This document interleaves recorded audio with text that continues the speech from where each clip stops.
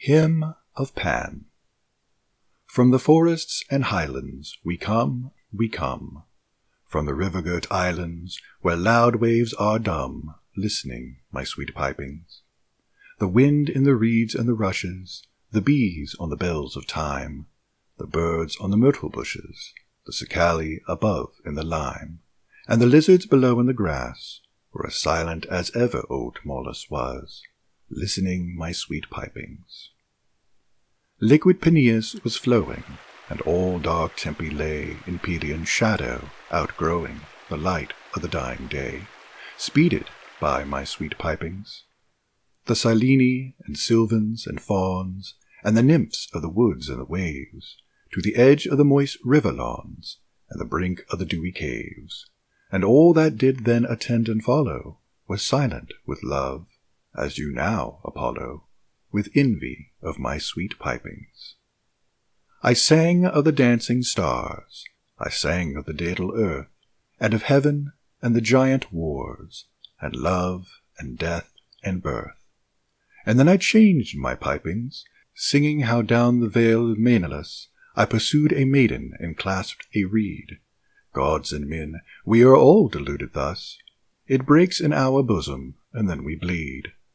All wept, as I think both ye now would, if envy or age had not frozen your blood, at the sorrow of my sweet pipings.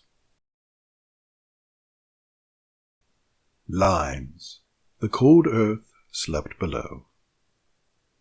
The cold earth slept below, above the cold sky shone, and all around, with a chilling sound, from caves of ice and fields of snow, the breath of night like death did flow, beneath the sinking moon.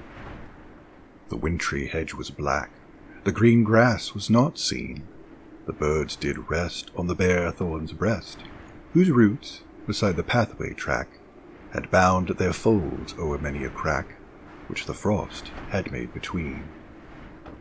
Thine eyes glowed in the glare of the moon's dying light, as a fen fire's beam on a sluggish stream gleams dimly, so the moon shone there, and it yellowed the strings of thy tangled hair that shook in the wind of night.